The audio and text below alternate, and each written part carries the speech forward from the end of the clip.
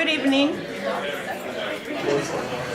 Thank you so much for joining us this evening. As part of our faculty exhibition, I have invited two of our professors to talk about their work. We have a wonderful staff of teachers in our fine arts department. Many of them travel, to different schools to teach. At the same time, they produce their own work. Brian, who's going to speak tonight, actually comes all the way from Los Angeles to teach a class here. So I feel that it's really wonderful to see that they are so dedicated to their work that even with those challenges and with everything that they also give to their students, that they still have the time to produce their work. In my case, I only produce the work when I go to the ceramics class with my kids, so those are those little ceramic pieces that you saw. And maybe I didn't mention, my name is Aleksandra Moctezuma. I'm the gallery director, and I'm also the professor in charge of the museum studies classes. So every exhibit that you see in the gallery is actually put together by a team of our students, and they learn in the process how to hang an exhibition, how to light it, how to promote it, all of those things. And many of my students are now working in art institutions, and they curate shows outside of the college. So that's a fun thing that we do. So in the exhibit, in the faculty exhibit, you saw a range of approaches to art making. There are many different materials that these artists have mastered. And the thought process, having a piece going from a concept to an actual work of art can take many months. And also many of our artists work with different ideas, and we do a show every 3 years, so this is just a capsule of, many of the works that our faculty have done. And so tonight I invited Lisa Hutton and Brian Dick, and they're gonna give us more insights into their works, both the ones that we have in the gallery, but also other things that they have produced. And so without any further ado, let me just introduce first Lisa Hutton.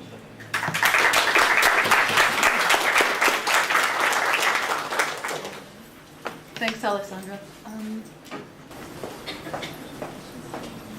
Aleksandra was just mentioning the processes that we all go through to develop work, and I've chosen 2 quotes from Solowitz's Sentences on Conceptual Art. So when an artist gets an idea to produce a work of art, oftentimes they are not able to anticipate where that idea might lead them. And many times when you're working and creating things, unexpected results occur. And that's why I'm starting with these 2 quotes. Tonight I'm going to show 2 series of drawings and 2 videos. And I'm primarily interested in this group of work in the contemporary landscape. I'm also interested in the way social and cultural effects of technology and the screen as locus for self-presentation, and also interested in the way consumer-driven economies create unexpected consequences in interior space, land use, and climate change. So, the heroic landscape, as we've known it, is based in work like this one by Albert Bierstadt, and I was interested in comparing the space of the idealized space of the office worker with the outdoor and real climate events. How many people work indoors? Do you usually work on a computer? And do you have a landscape on your computer? I think a lot of us have landscapes on our phones and our computers, and they serve as a kind of connection to the natural world, although a synthetic one.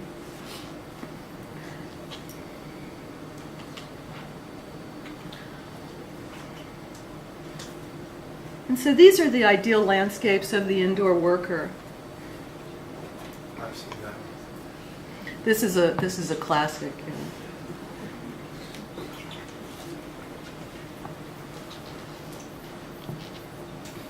So the drawings, I was working with some drawings and the idea of severe weather in combination with these scenic wallpapers. And I was thinking that severe climate events have become very common, and mass media permits the audience to witness these events on an almost daily basis. But such observations are really abstract and impersonal. We hear about it, but we don't really experience it firsthand. And at the same time, the computer wallpapers provide a kind of impersonal fantasy landscape for the indoor worker. So what I'm doing in this drawing series that I'm about to show you is combining the two forms with the intent to draw attention to the disconnect between our comfortable existence and a warming climate. So these are 18 by 24 graphite on paper drawings. This one's called A Prairie Wind. This one's called A Flood and a Fire.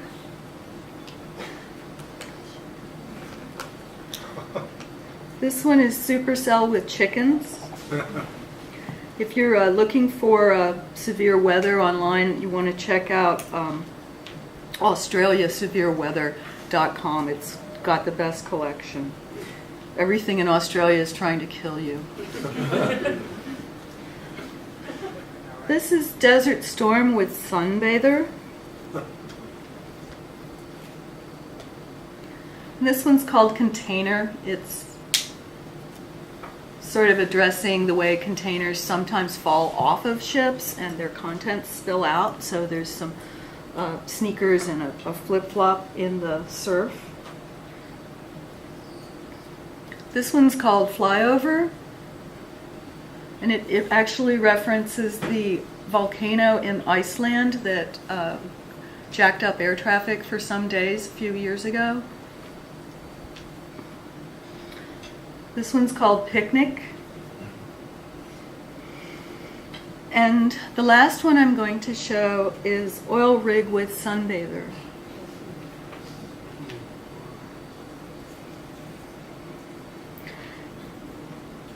So the heroic landscape extends in a lot of directions. It certainly can involve interior space or exterior space. And I was interested in the way contemporary real estate and consumerism tie together. And so I began to look at advertising on real estate websites where one finds images of homes for sale.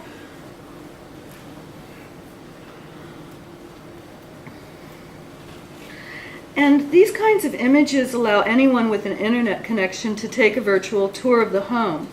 What was interesting for me was the way private space becomes public and how the images provoke different kinds of feelings.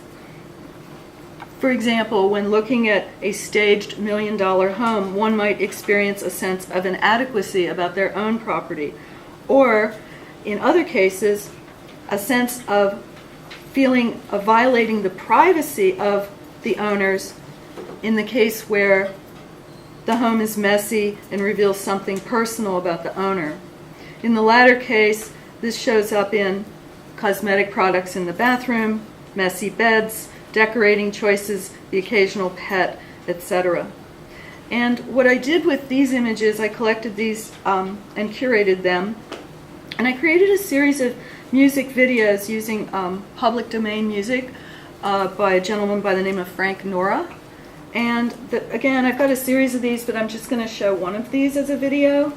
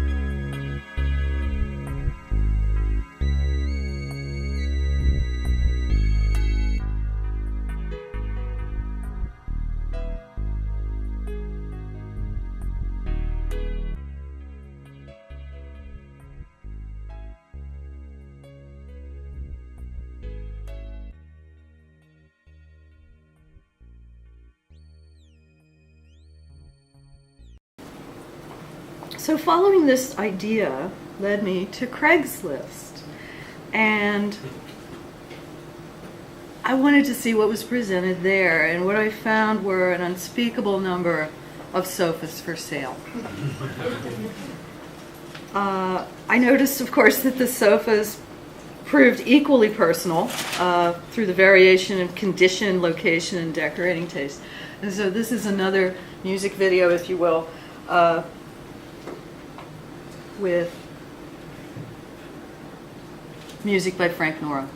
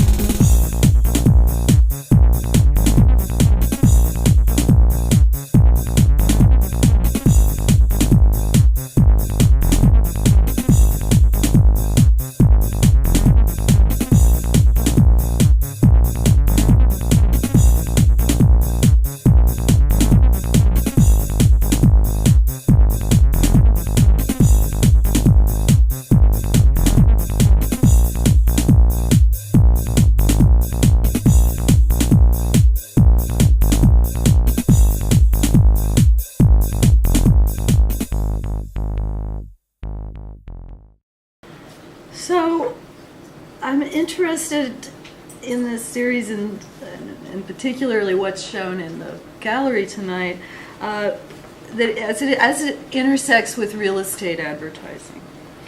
And I was looking at real estate advertising, and I noticed certain types of words were used over and over. And these kinds of words are often a kind of code where the words used imply something else. Charming really means small. Rustic really means termite-ridden. Pride of ownership usually implies odd decorating and remodeling. So this landscape of real estate is often at odds with the natural world and wildlife. And this collection of images shows some of those places where we find rattlesnakes in the wrong place, deer eating from bird feeders, and coyote decoys intended to frighten deer away. There were two particular things I wanted to mention. One is this one.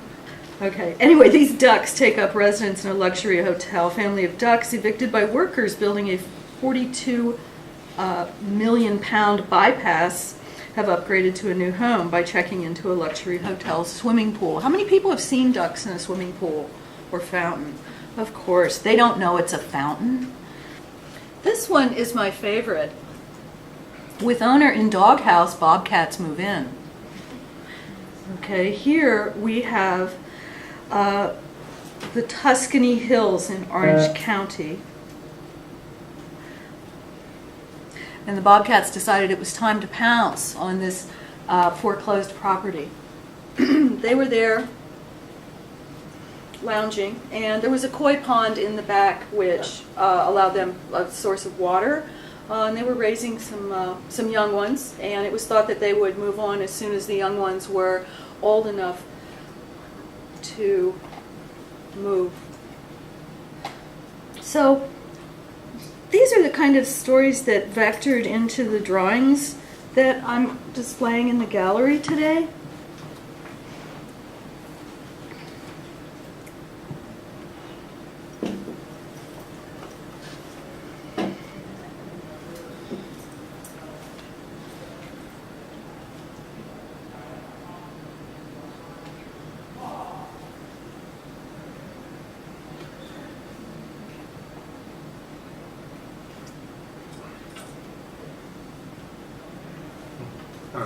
Gorge?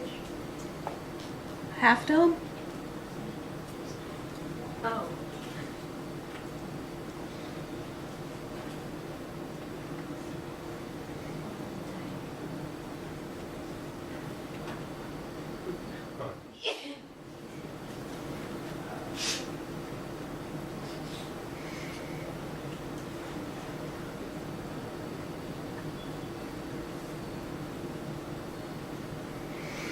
I had the opportunity to show these drawings in the Bread and Salt building, and I was thinking that, and pondering, should they be perhaps marketed in the same way that real estate is marketed? And of course, with that, the first thing you would need to advertise your drawings for sale would be a sign spinner and a sign. And just in conclusion, the flyers and promotional materials for this particular group of work were based on the idea of a real estate advertisement.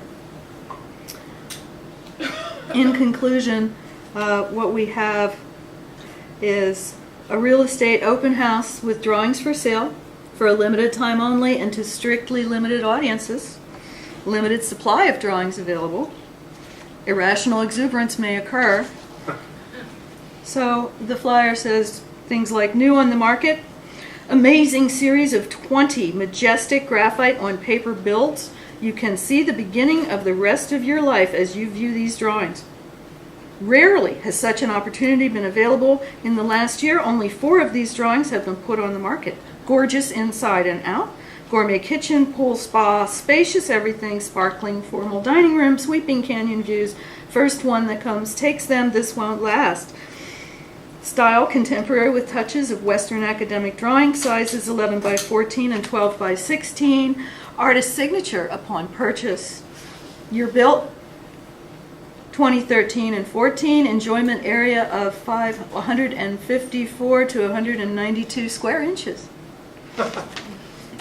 And that's the conclusion of my talk. I hope you enjoyed it.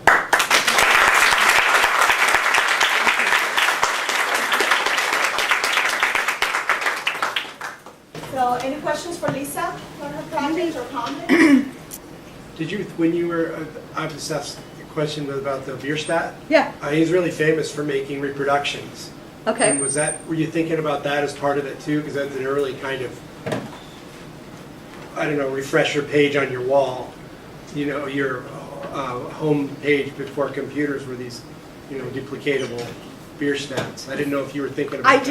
I did not know that specifically about his work. Yeah, that yeah. It was Like, often he's the guy reproduced. for- I was just looking for a sort of framing device that would be familiar to the audience. That's how he got chosen. Could have been, you know, John Constable or some other. No, but Bierstadt's the guy. Yeah. Yeah. Lisa, I have a question, and I'm sorry I have to step out for a moment, but in terms of your choice of the media, which is drawing, which is very different than, you know, photographs can be very polished, and now with digital, I was wondering if you had any comments on that, on your choice of media and the fact that it's very delicate drawing, and maybe you mentioned, I'm sorry. No, I didn't. I really like drawing, and because I've been teaching drawing here for the past few years, it was good for me to, you know, engage in that as part of my practice. But my work also, as you might have noticed, tends to be influenced by digital media, screen spaces, and that technology in general, and how technology is influencing our lives, and in particular how, you know, consumerism of technology creates a disconnect between the natural world and the world on the screen, the synthetic.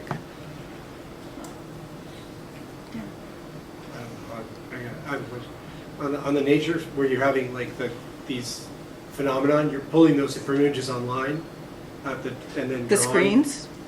When you were the disasters, the mega weather, I don't know, you call it. I don't remember the word you said, but are you pulling those from images, so you're from a photograph, then you're reproducing the photograph? And I'm wondering, what is it like? It's like drawing weather as opposed to like objects. It seems really difficult to me. It seems like I'm not sure that's my question, but anyway.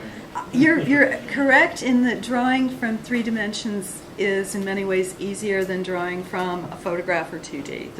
When you draw from 2D, you have the issue to not have it come out looking flat. Photographs flatten everything. Yeah.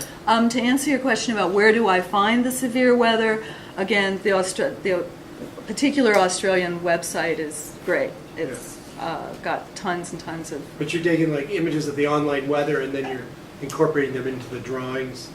And it just seems like that's a challenging, for me it would be a challenging thing to draw. Like someone sitting, it seems, as a photograph, but to take weather that's, I don't know what I'm saying. Well, one of the problems with weather is that it's dark.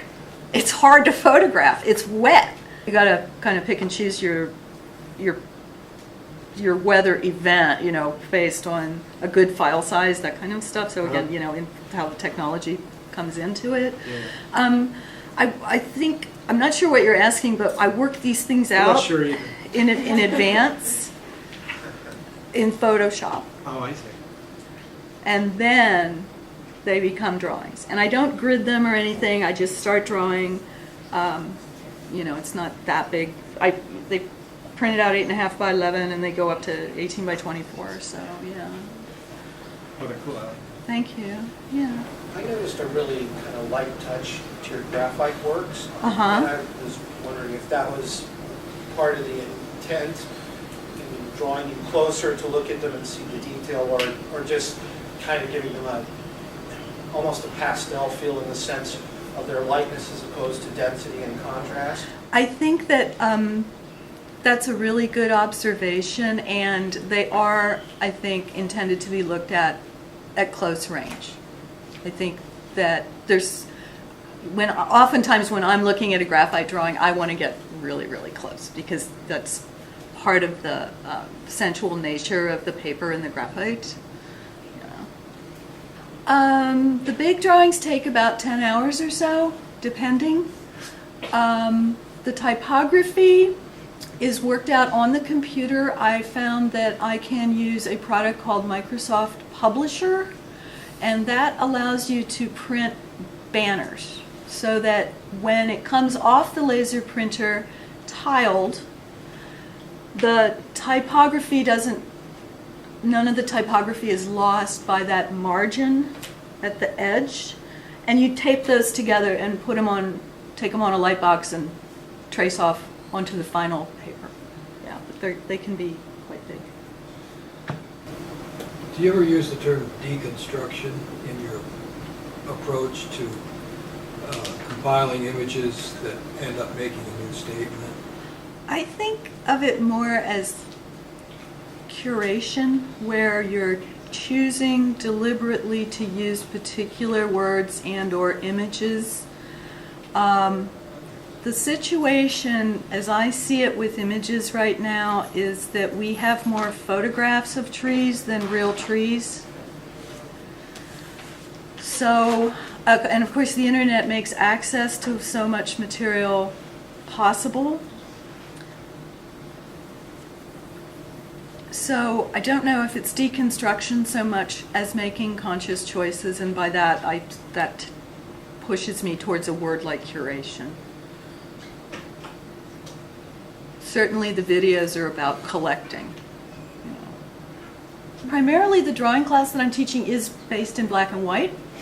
I also really like black and white. I find that I'm a bit of a fussy colorist, and I often am not content with the results that I might get because it's, I'm just not content necessarily with the results. So black and white is something I just like to work in. The Houses series, all of the music is by the same artist. It's all public domain, and his name is Frank Nora. The Houses series were all done using ambient style music. One of the pieces that I did not show is Nothing But Bedrooms. And that particular piece of music is, it just becomes completely creepy. Creepy.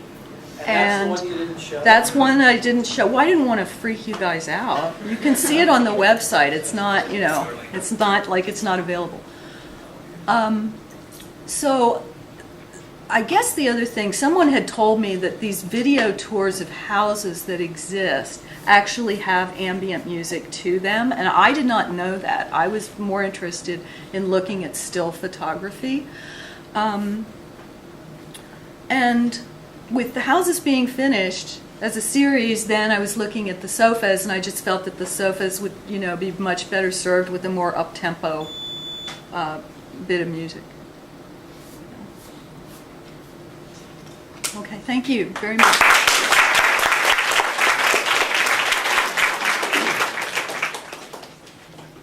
Thank you so much, Lisa.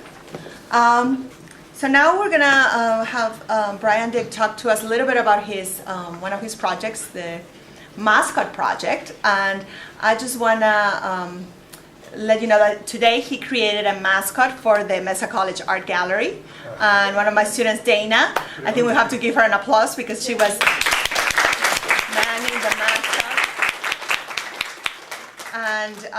And Brian is going to talk to us about his project and the tour that he's doing, actually an international tour. And he also has some t-shirts and other things that you guys can check out and purchase if you're interested in supporting his project. And then one thing to remind people that there is flex credit for faculty who are here, and I did print out the sheet. I don't know if you want to sign it, or if anybody else wants to add it, the information is here for that. Okay, well, Brian, it's your turn. This is, we dubbed this MAG, it's the Mesa Art Gallery Mascot. Oh, the gloves. Where are the gloves? I don't think they came. Oh, they didn't come with it? Oh, too bad. Oh. Those are the eyes I found in the gallery. So that's Maddie. Oh.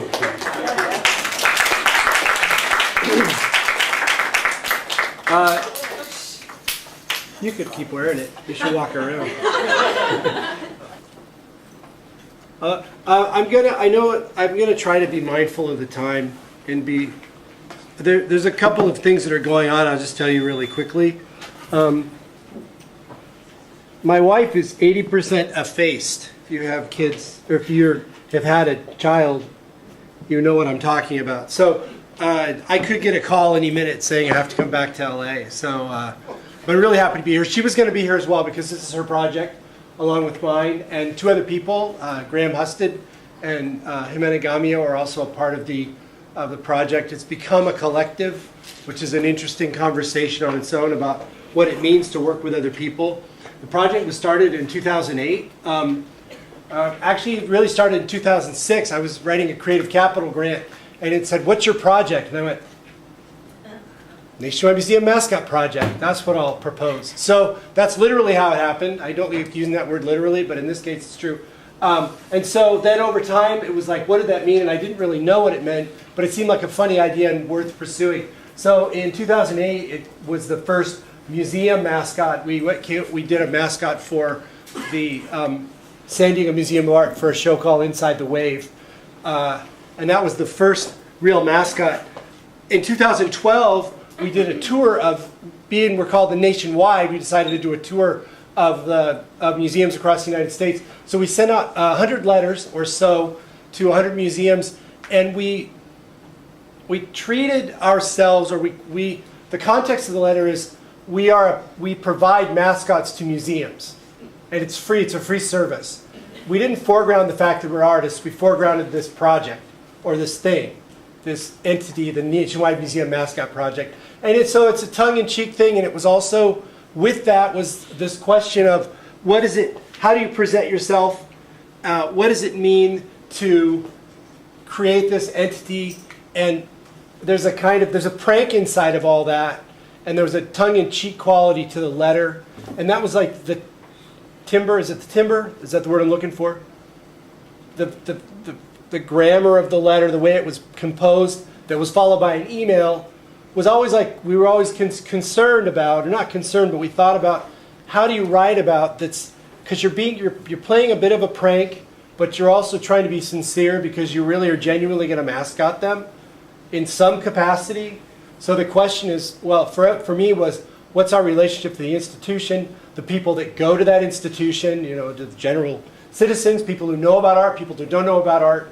The focus is mostly on contemporary art, but I've had some conversations with people who are in the project with me who disagree about that. They don't think it matters. I do. I think it matters. I think it should be contemporary artists. And so in 2012, we had this tour that we went across the United States, and we mascotted like 15 museums, including MCA and the San Diego Museum of Art and Orange County Museum of Art and LACMA and some other museums, and then in the Midwest, and then on the East Coast, MoMA and a museum in Philadelphia, or a space in Philadelphia that's an art center. And we work improvisationally. The mascots are built either on the spot or during the trip with thrift store items, locally found materials. We did our residency. Some of it's okay. So sometimes it's quasi-official, and sometimes it's official, and sometimes it's just guerrilla. So it's confusing to us because we don't really know our relationship. We did a project with a hammer in 2012, and it was a secret project. So they invited us and talked to us, but they didn't tell anybody. So it was like, you have permission to show up. You're in the museum, and they were giving us some rules and stuff. But one of the things they said was, anybody over 18, under 18 here?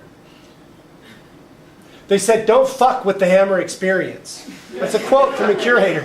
So then I was like, oh, okay. So what does that mean? And it means that museums have a certain kind of presence in the world, a physical presence. And that presence is defined by here's the letter that we sent. We would draw all over it. We sent the letter, we started drawing all over it. So, I mean, I don't know. The whole project's improvisational. So we never quite know what we're going to do or what's going to happen. Which makes, another thing that makes museums nervous. When they say yes, they're nervous. When they say no, they're nervous. They know we're coming. Because they don't really know what we're doing. And we don't know either.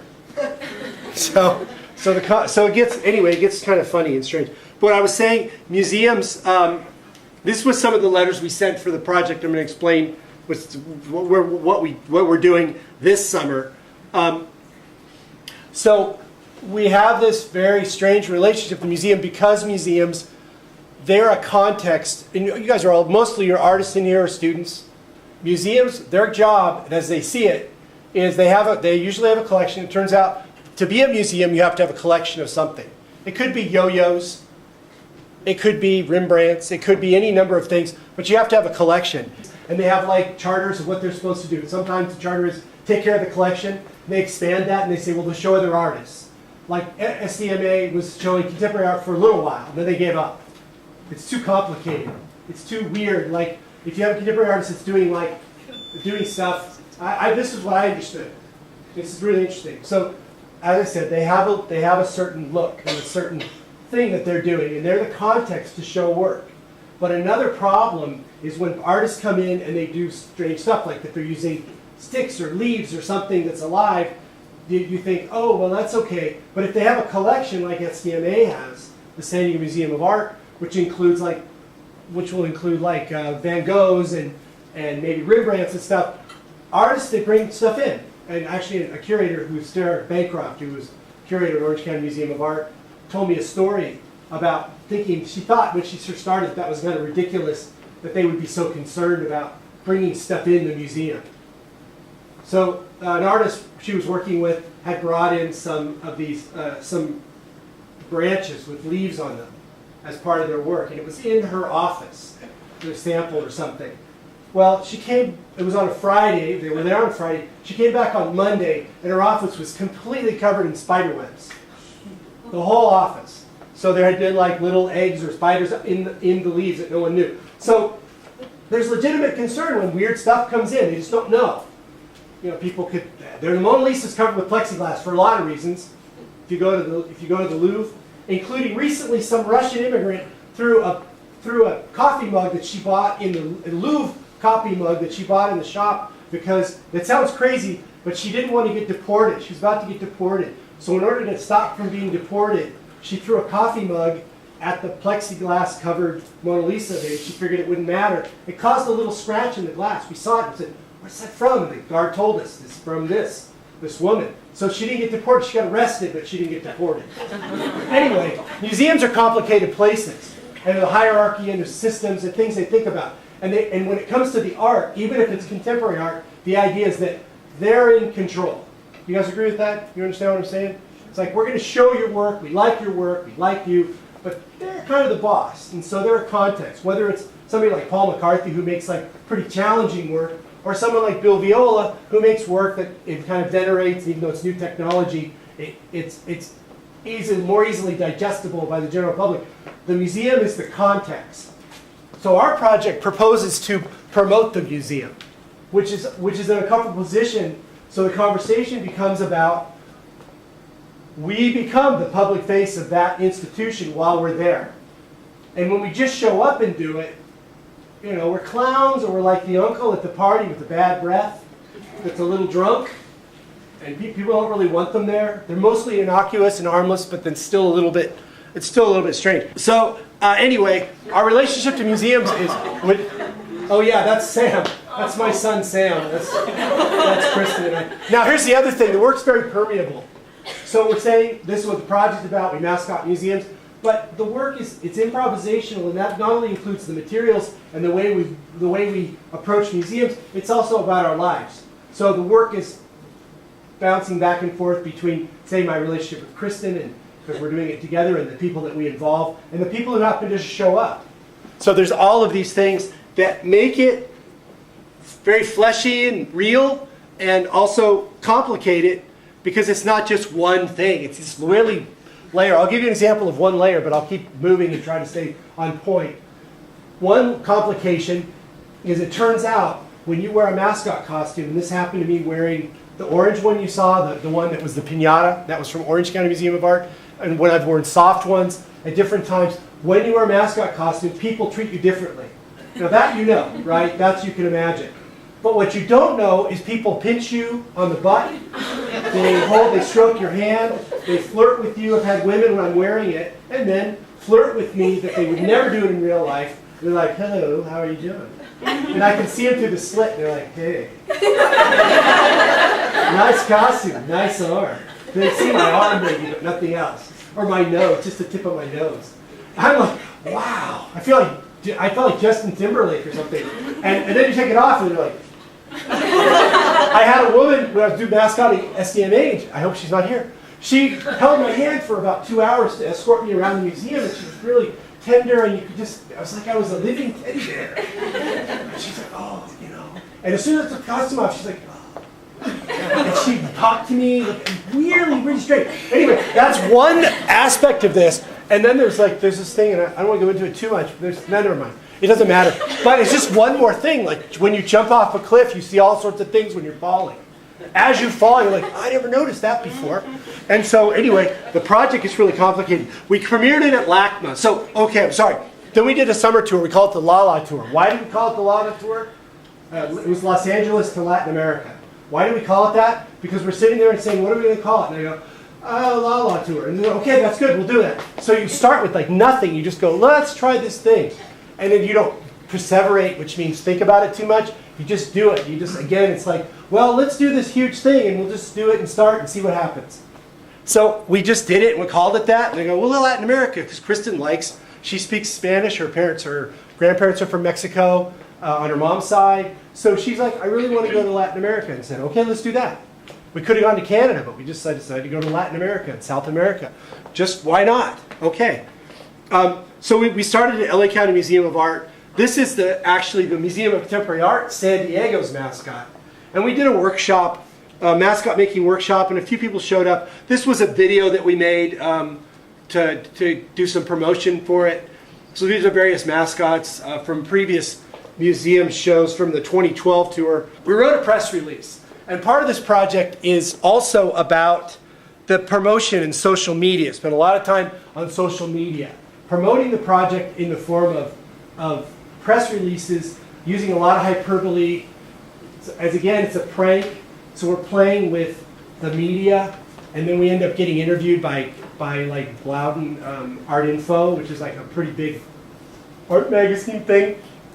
And then it was like, oh, okay, so it becomes real. Like we say it's real, so therefore it becomes real. So we make press releases and send them out to everybody. Maybe Aleksandra got a press release. I don't know, maybe Mesa Gallery did. But you send the press releases, and then we did another one. We're like, we're going to do it again. So we don't know what's going to happen. No museum had said yes. We just said, let's try it. So again, I'm trying to emphasize or foreground the idea of the improvisational nature of it. We did a mascot workshop that first day. We said, we'll do a mascot making workshop at LA County Museum of Art. And we did. We thought we'd get kicked out. We didn't. They didn't care. Nobody cared. I brought a massive amounts of stuff to build mascots with. And we ended up building this weird, now I'm not saying I like it. I don't really like it. But it's what happened. The one here at Mesa, I like that one better. But it's just like what happened. People that were there, the materials I had. This ends up looking like some weird Rastafarian Homer Simpson.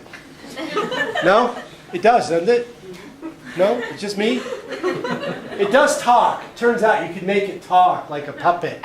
But we went to LACMA, and it's really humiliating. Where'd you go there? And the reaction is like, oh, we don't like you. They're sitting there lounging. If you've been to LACMA, there's like a really expensive coffee bar in the front there. It's we don't really want to talk. We don't need to engage with you. And the kids are running up, and everybody's loving it. And then they say, oh, your project's so charming. It's for children. I'm like, yeah, but well, the kids like it, but maybe you could too. And so there's these. Anyway, I guess I'm getting sidetracked. Sorry. It's like getting bitter. You're so bitter. It's just LACMA. So, okay, I'm actually going to get past LACMA. So there's the LACMA Mascot, and kids are like, what is that? I love LACMA. And so everything's very improvisational. Then we because we had done Orange County Museum of Art at this thing called the California Biennial. We decided to go back. We have a good relationship with them, and they're happy to have us come back. So we came back, and we promoted, again, the museum with these costumes that are the only ones that I ever did that we paid for these. There's a piñata place in El Monte, and we had them made. $40, it's pretty cheap. I said the night before, I said, well, Kristen, there must be some, piñata world somewhere, and we'll just find it. And the next morning, we looked online, it was like, Piñata World, El Monte. so we went to Piñata World in El Monte. That's where it was from. So that's Mascot. And I was pissed at ACMA because we were trying to, don't tell anybody, but we were trying to get work done, and they were stonewalling us, and it was kind of annoying. And at one point, I'm like, I'm going to give them the mascot they deserve. It's Orange County. All they deserve is a stupid, vapid, empty smiley face.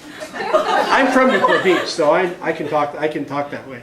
Anyway, but then it turned out to be a good mascot. All right, so I don't know if this is going to be out of sequence, but so the 2014 tour, Los Angeles to Latin America, we just set up venues. And I happened to be online one day on Facebook, and I'm friends with this artist, Jeffrey Bounce. He's a pretty well-known LA artist. He's a bit of a prankster, and he makes art, like paintings and stuff. But in 1978, he had this idea to go to a Vaughn's, or it was a Ralph's actually, and buy a chicken carcass, so frozen chicken carcass. Anybody ever had chicken in here? Safe. That was a safe question. So anyway, he bought the chicken, and then instead of going home and eating it, he went to the Los Angeles Pet Cemetery and Crematorium, and paid to have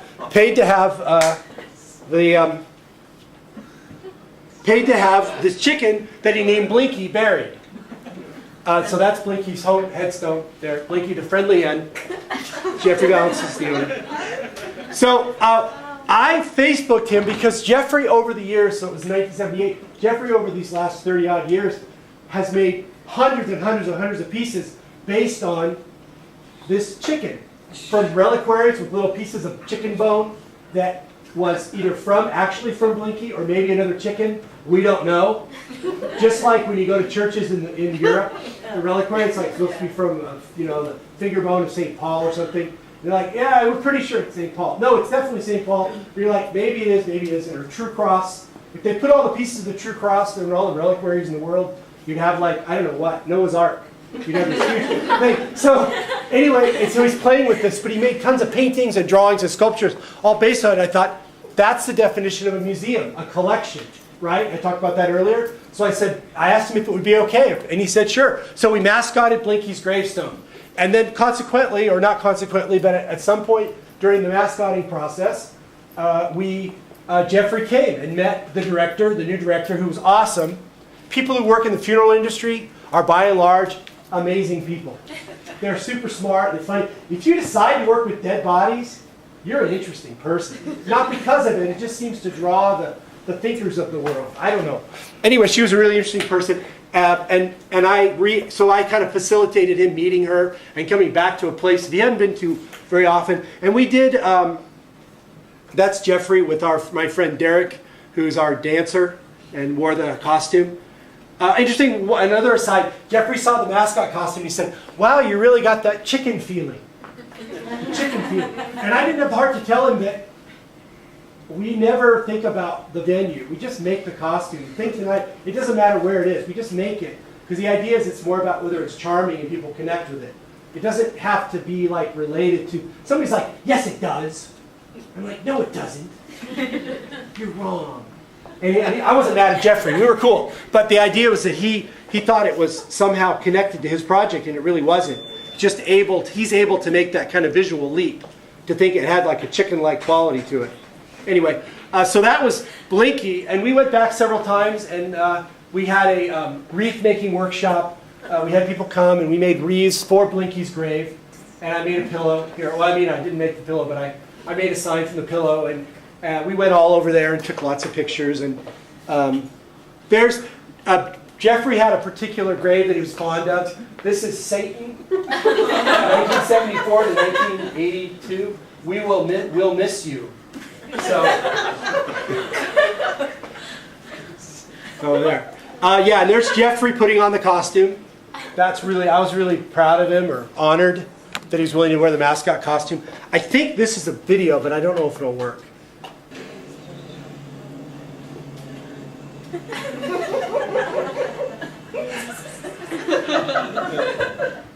Okay. All right, so I think it doesn't move that slow. It wasn't really supposed to move that slow, but it doesn't matter. It's kind of funny. That was not, I didn't put it on slow-mo. That's just the computer. I think it's more like this, but it actually is funny, so it's fine. All right, so this is Graham Husted, and he made his wreath for our wreath making workshop that he wore. Isn't he lovely? Looks lovely.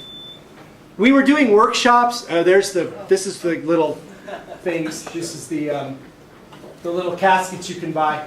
Another aside, we were doing workshops. We would propose a workshop. What kind of workshop? Sign making, we do duct tape. You may have seen the signs. They're all made really quickly and improvisationally. But I got to move because I don't have that much time. But so we do these workshops. There's Sam disappearing. Isn't that amazing? It's like, just looks like a ghost, like she's chasing a ghost. That's my wife. That's Kristen.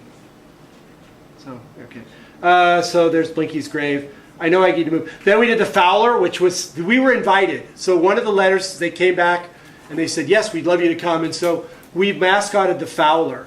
And the only thing they asked was that they'd like permission to look at the mascot because they didn't want the mascot to make fun of the work or fun of the museum. It's a non-Western museum. They show non-Western art, or at least let's say not non-Western, but indigenous art. They have artists, a lot of artists from Central and South America, Asia, and some of it, and a lot of it's contemporary, but they're not coming from the kind of American, European viewpoint.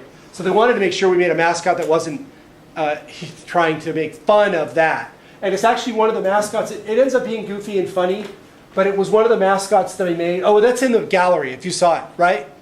Yeah, it was one of the mascots where I was like, I didn't want it to be funny. It ended up being kind of funny, but I felt like it should be a little more serious. So anyway, and that brings me to the idea of like movement, mascot movement. How a mascot moves is affected by the way it's built and whether people can move their arms. For example, with this one, couldn't really move your arms, but they had this, as you saw in the gallery, a train that was 10 feet long. So it really affected how the mascot moved. And there it is in the gallery. So that's all for the Fowler. There was a lot more, but we're trying to keep moving. This is at Museum of Latin American Art. Museum of Latin American Art. And this one kept falling apart, and so I just he's holding it up. And we walked through the neighborhood. He had really interesting experiences because people are right by we walked around the neighborhood next to the museum, but people aren't really familiar with the museum. They don't know it's there. So there was this genuine promotion that was going on and getting to know people in the neighborhood and having a conversation about the museum. So even if it continues to be a bit of a prank, because they hadn't invited us back. We'd been there before, but they were not happy that we were back. We were actually really uncomfortable. I was like, hey, hi everybody, and they're like, we're back. And they're like, guards like, oh, you got to go outside. So they didn't want us, but that's fair. That's fine. Virtual mascotting, we did a little of that. We weren't able to go everywhere, so we mascotted virtually. So Kristen was doing we were doing promotion on Facebook and Twitter. We're promoting the museum and just saying, keeping it really simple. It's got to be stupid and simple because the project's a little bit complex. So you keep you got to keep what you're doing very simple. It's a lesson that we learned. If you're doing a lot of museums, you have to keep it really, really simple. Keep the message simple. So there's a mascot for one of the museums. This is Museum of Contemporary Art. I think it's São Paulo, but I'm not sure. There it is again. And it's virtual. So, I mean, we were toying with the idea of trying to make it look like we'd actually gone there. And maybe some people think we did, because I did go other places, and I'll get to that. All right, so there's the other one, Macba. So then I traveled down to South America. I went to Lima, Peru. And as I said, this is improvisational. The museum they had not responded. So I just showed up. I was making a mascot in the hostel with some stuff that I found, and I just showed up. And on the way there, I met this lovely couple, Danielle and Carol, who are from Lima. And I saw them, and I've told this to some people today, but they were looking at a graffiti on the wall of a little boy, a little painting of a boy, jumping off a crack that was in the wall. You know, the artist was playing with what was already there. And anyway, he was going to put a googly eye on it, and I thought, oh, these are my kind of people. So I walked up and I said, I had this, I got this head under my arm, and I said, hey, would you guys like to help me mascot a museum? And thank God Carol spoke enough English to go, that's great, yeah, okay. So within about 3.5, 4 minutes, she was wearing the costume, we were walking towards the museum. So that kind of almost miraculous stuff. And then when we got there, initially they said, no, go away. They did. They were like, no, you can't do it. They weren't mad about it, but they were like, no, I don't think so. And then I said, well, okay, that's all right. We'll just stay in front. So keep in mind, I've just flown like a couple of thousand miles down to Lima. They're like, hey, how's it going? We're going to mascot you guys. I was like, it's really stupid. But I was rewarded almost magically because we went out. I was going to go outside, and then somebody made a phone call, and then somebody got the curator, and they're like, no, it's okay. Wait a minute. Yeah, you can go everywhere. Come into the museum and go everywhere you want on the campus of the museum and inside and all the galleries, and all the guards supported, and they were wearing all the buttons and stickers. This all happened within about 30 minutes of just showing up with this stupid costume. Not stupid, but you know what I mean. And we went inside. There we are. Magnifico. We made this sign right there on the spot. There's the couple. I'm Facebook friends with them now. So the project's really just about making friends. There's making the sign that was just after they told us it was okay. I was startled. Because I was expecting to get kicked out. I've been like I'm going. That happened to me a lot. And then they were saying they were saying the opposite. And I didn't know if this was like the Latin temperament, or just like it's easier to say yes than to say no. If we say no, we got to deal with this guy. If we say yes, he'll do his thing and go away. So I don't know if that's what happened. But they even made a sign. One of the employees made this sign. NWMP and El Mac. So, and we made buttons and stickers, and we handed those out, which is our regular thing. So there's just the mascot.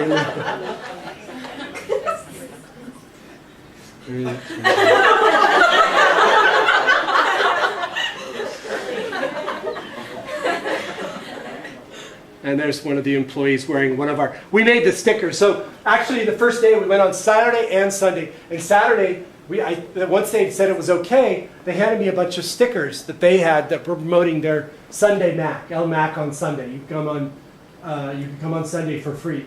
And I just turned them into buttons and gave them back to them. So we had a bunch of buttons that were stickers and converted them into buttons. There's on the street. Another magical thing, as we were walking around the campus, we walked into this room of kids that were making signs like we had made. And because the guy had decided who was there, was like, okay, we'll do that. So they incorporated us into his lesson plan for the day. And I didn't even know it. We just walked in there, and all of a sudden we were like with these kids. And Daniel, who was the boyfriend, that's one of the guys who was clowning around with the mascot. There's okay, this is something I'm interested in with the project. Again, I'll try to keep it as an aside. When you're doing a project like this that's kind of pranky and a little bit snarky, you're sticking with contemporary art, so you're like dealing with peers, even if they're from another country, because artists have more in common with each other than they do their own countries usually, whether they're from Japan or Colombia or Peru. We always have more in common with each other. So, but again, I don't want to make fun of anything, but the photograph ends up being really funny because the mascot's, it seems to look like it's looking at it. So that happened in Lima. We got there and it was wonderful. We had dinner afterwards with everybody, and it was like we ended up. They retweeted us on Twitter, and we were on Facebook with them. We're all Facebook friends now, and so the social media part is there as a kind of after effect. So then we went, Kristen set my ticket, so she gave me a layover in Colombia, in Bogota. I'm like, okay, I'll mascot a museum in Bogota. So I went to Mambo, some museum art in a contemporary art museum in Bogota. So I got to the youth hostel at like 2 in the morning, woke up the next morning, had breakfast, put together the mascot on my way, or I partially had the parts, and then I came to the front of the museum, was on the steps making it, and I said, "Hi, we're going to make you a mascot," and everything I do. And then again, it was like, no, go away. And then a few minutes later, I don't know if they made a phone call, looked at our website or what, I'd given them stickers and buttons. They're like, "Oh, no, stay, it's good, come everywhere." I met the head curator, and they gave us plenty of time, but I'm looking at my watch because I have a 1 o'clock flight, or I have a 3 o'clock flight. So I had to hop in a taxi and go right to the airport. It's an anecdotal, that's just, stuff like that would happen. Anyway, it was a wonderful experience, and we went out onto the street, and thank God we had an umbrella because it rained pretty hard. The mascot was totally built for the weather. And a nice little improvisation there. I had this noodle with me with the idea that I would do something with it, like make eyeballs. I didn't know what. Cut it up and use it like that. But the guy, Dan, his name's escaping me, he just grabbed it and started swinging it around. And it was just great. I had no idea it was going to do that. So there it is. And oh, again, I just met this young couple who happened to be there. I said, "You want to do it?" And they're like, "Yeah, sure. That's great." So they participated. And then the museum, there's people working. Those people work at the museum. That's when they invited us to come in and do a walkthrough. We have a lot of pictures, and we're just showing a few of them. But I have pictures with the curator, the head curator, and I mean, I don't know what that's about. Like when I say that, it's like I was embraced, but I don't want to be embraced because the whole project's a little bit about rejection. But when you get embraced, you're like, "Wow, that's really weird. That feels funny." It feels funny that you're embracing me and then embracing the project. But they did, and they loved it. And that was a funny thing that we had not anticipated. It's like jumping off that cliff again and finding out the water's really nice when you hit the bottom. Then we were in Mexico City. This was, I'll just go quick, this was different. We have two museums next to each other. They were both owned by billionaires, but they're not connected. It took us a while to figure this out. Sumaya, this is the Sumaya building, which is famous for being a great building, but has crappy old art inside. This is the consensus in the art world. And so what we did was we made one mascot. So on this side was Sumaya. We had a sign. And then on this side was Jumex, which is the other museum, and they're literally... What country was that? This is Mexico City, Mexico. They are about, from where I'm standing to the back of the room. If I would Salaba football, I would hit the steps of the other museum. But they're not connected. So one guy is Jumex. He's the heir to Jumex, which is a juice drink, and he's a billionaire. And then the other guy is Carlos Slim, who's also a billionaire because he does media, like cell phones and stuff like that, telecom.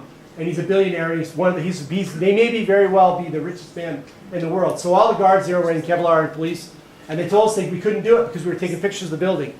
So anyway, we had a long conversation. I'm talking really fast, aren't I? Do you understand me? Okay. So we had this. We went the day before, and we said, we're going to Mascot Museum to Jumex. We went to Jumex, and I was saying, Jumex or Jumex?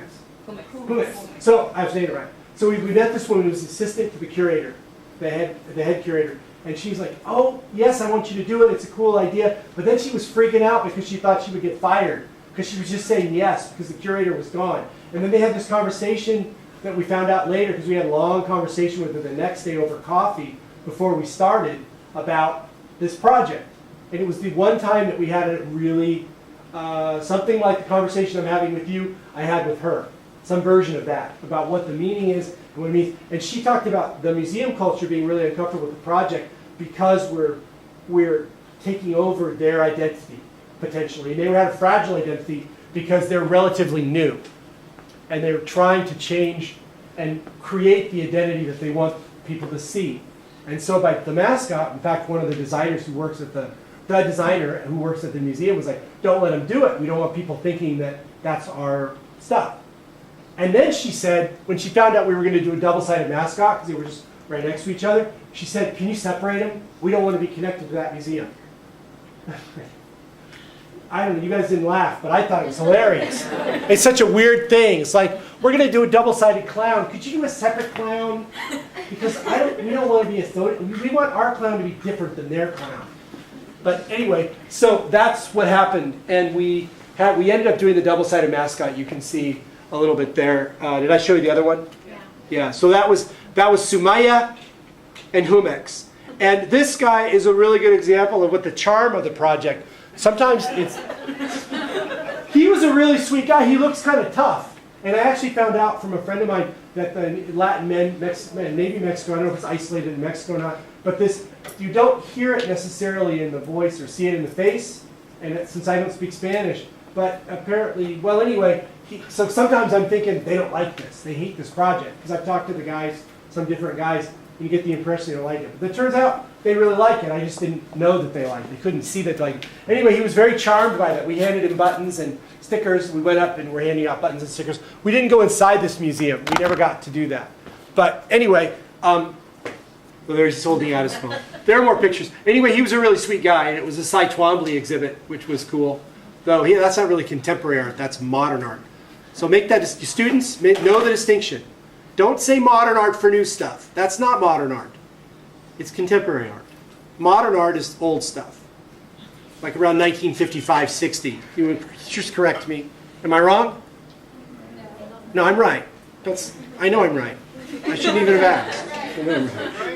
I'm right. All right. So the last, then we did El Arco. This was a conceptual art museum in Mexico City. Again, like we went in, and this time the guy's like, "Yeah, that's great. Do your thing." Okay. No pressure. No like. There was no tension. It was just like, sure. So I built a mascot, and we did it, and we met. This was Steph. We'd met her the day before at the Humex when we were doing that museum. And she loved the project. We became Facebook friends, and she was there helping us the next day with with El Arco, and we went there, and that was great because they're right. El Arco is a conceptual art museum in the middle of it's in a neighborhood, and as soon as you go away from there, there are people that have nothing to do with it that would never go into a museum, and they're really wonderful people, and they responded to the mascot. So we're promoting the museum literally. In this case, one of the few times where we really were doing the job of bringing more people in to this museum, which is free. It's a free museum. And this guy, and this is anecdotal, this is like things that happened in the middle of the project. When we first walked over to this park, there's a monument dedicated to motherhood. But these guys were hanging out, and I don't know if you can tell, but he's kind of an alcoholic, junkie guy, street guy. But when he saw the mascot, he just was so charmed and genuinely touched and laughed. He was disarmed by the mascot, and I wanted to go talk to them because I'm this guy. I don't care. But the women, not women, but the people I was with said, no, those are bad men, and maybe they are. I don't know. But he ended up coming over, and I guess I feel like he really glommed onto the mask. Do you guys see do you see that? Yeah. Maybe it's the only time he got touched the whole day. I don't know. And I'm wearing it, so I can't really see anything. So maybe I would have wished he wasn't doing that, but I couldn't see anything. So, just little things that happened. So this is maybe 100 yards from the museum, but it's a different world altogether. We met some skaters, and I have a lot of. We went. I didn't skateboard, but Graham put the costume on and skateboarded. And I don't know if I have this image. So we're back in the museum for this one, and then more people. This is the front of the museum, and we were inviting people to come in, and. There's some more images of the mascot. Oh, this hat was, Steph had the hat and she just put it on and it made it perfect. It was a funny little charming thing to do. Close up. I'm going quick now because we're running out of time. There's just some images. They helped us. They did the lettering. I just happened to meet this couple. They're this mother and daughter in front of the monument. We gave them some stickers. They were very lovely. The mother didn't want to be in it first, but they were like, come on, it's the mother's monument. You should be in it. So she said yes. And then this was the last venue, Casa Vecina. My brain, I'm getting tired. And they were very receptive. And we met them, and they were cool. That's I made that in about a minute and a half. How dare you? I put the duct tape on, I sprayed it with gold paint that I'd gotten. I smuggled that it was in my backpack. By accident on the plane, and I had a long knife. I had one of those, the same knives on 9/11, what are those called? The box cutters? By accident. I'm like, and it went through security, and I got it. I'm like, holy crap.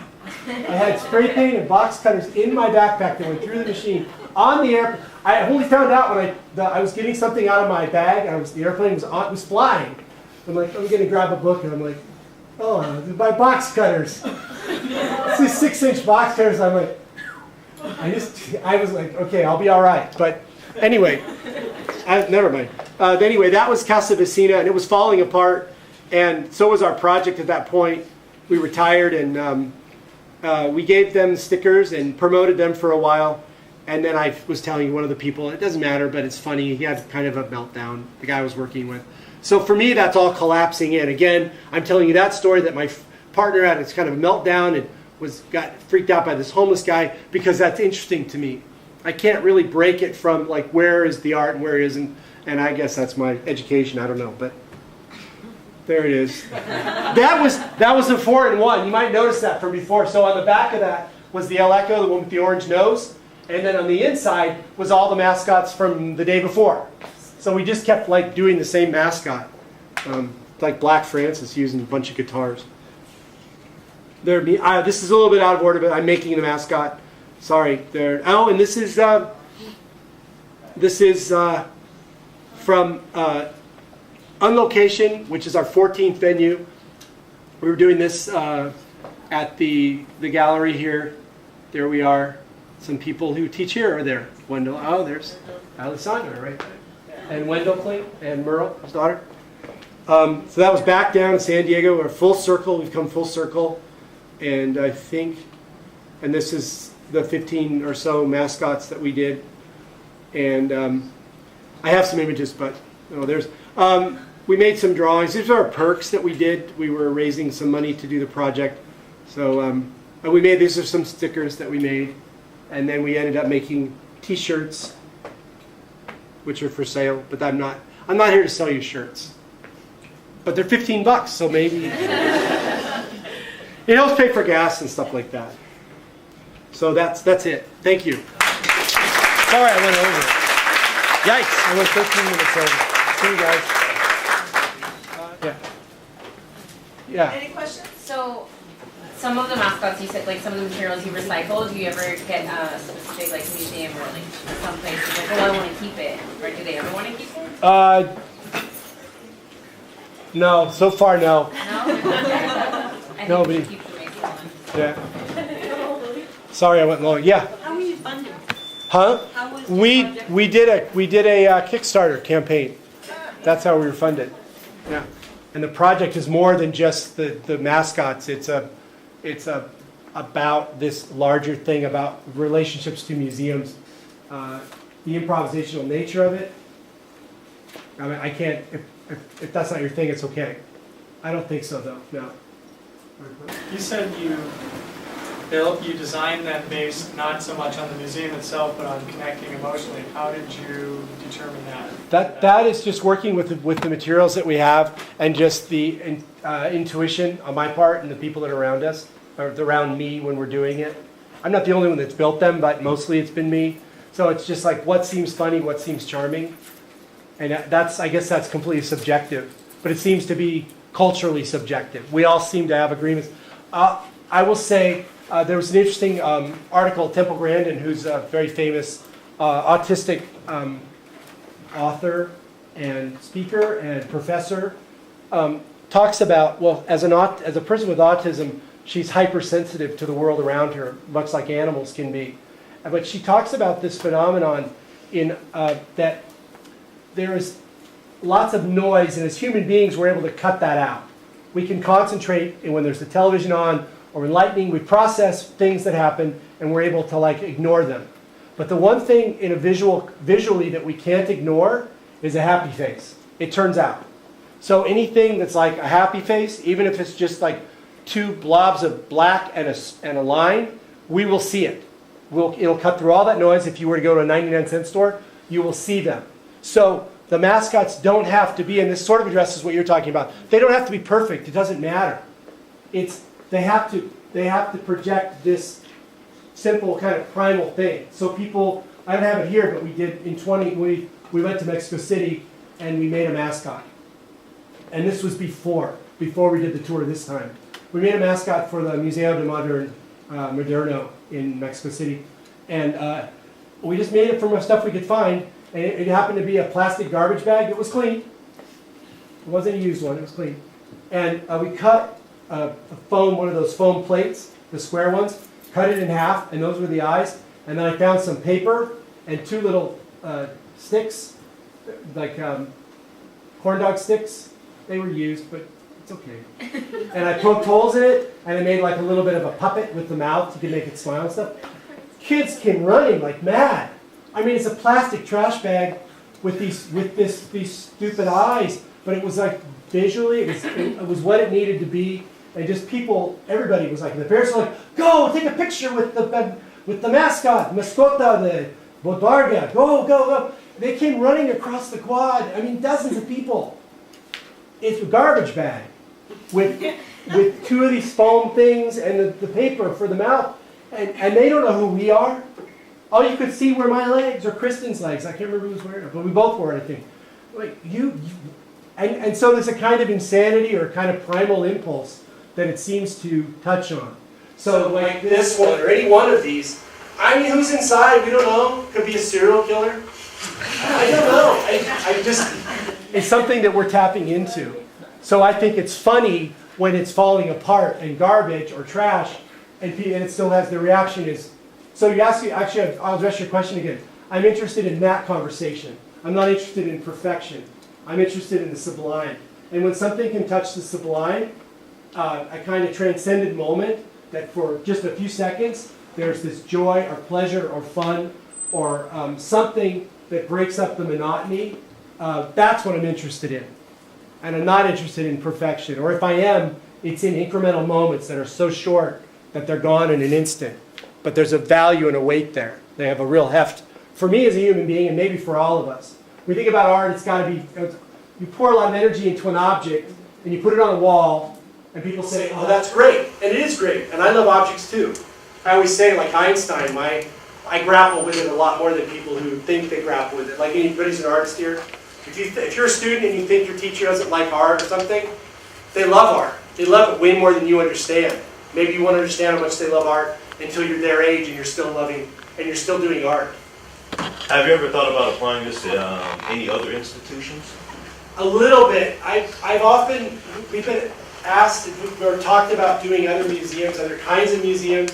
We've done some galleries. I mean, we did Mesa gallery. I really like to stay focused on the museums because I think it's that juxtaposition that makes it funny. It's less funny if we do something that would, I mean, for me, the humor of it partially is taking the serious institution. And You don't want to do Gap, you know? Huh? You don't want to do a Gap store. No, yeah, right. If I did a Gap store, you know, they're like, yeah. No, they'll kick you out, trust me. They'll kick us out. They would. It's a good question, and I've thought about it, but I don't know. I think no. Yeah. Is there any museum you don't want to mascot for?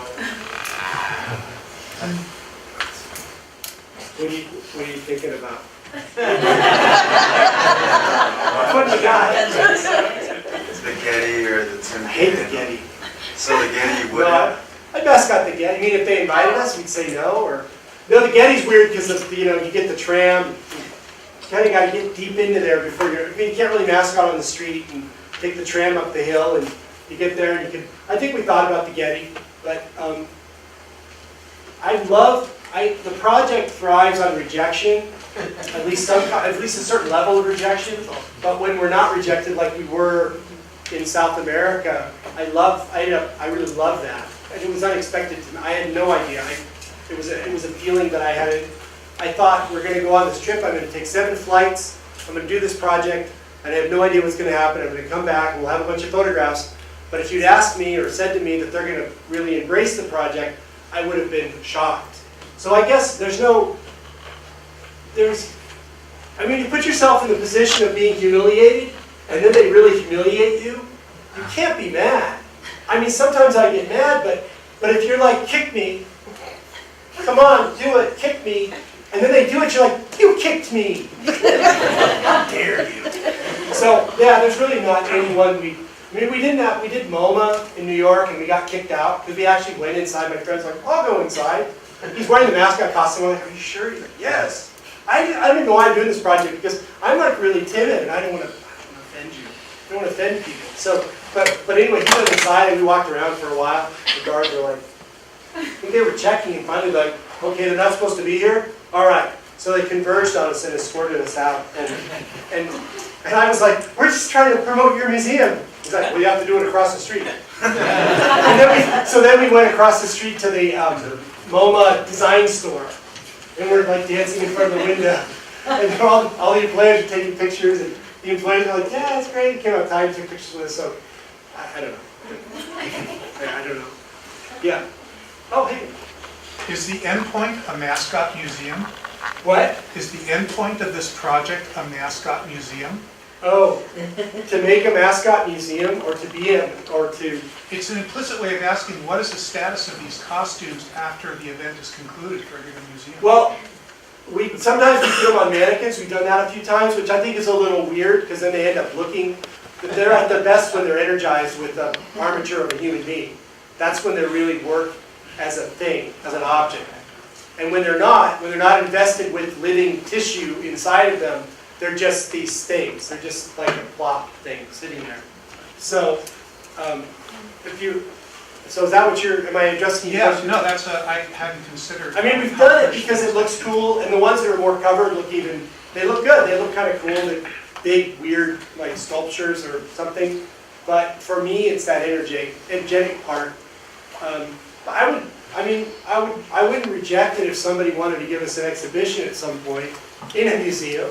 How about a fashion show or a parade? That starts to get weird for me. I guess if they asked, I would. I don't know. Like it seems like Let's take a poll. a retrospective at the Museum of Jurassic Technology. We sent a letter to them and they said no. Really? Yeah, you guys don't know the Museum of Jurassic Technology, but it's really cool. You should go in LA. It's an LA museum. It's super cool. It's a museum that's kind of about museums. It's a little bit like our project. It's a bit of a critique. It's funny. It's weird. It's great. I'm not saying our project's funny, weird, and great, but it is a great place. But you brought that up, and we did ask them, and they said, but they were really nice about it. And they think they were right to say no, because they are aware of the critique, and they are the critique. So, I mean, we could have done it. Maybe we should have anyway. I don't know. Other people? Yeah.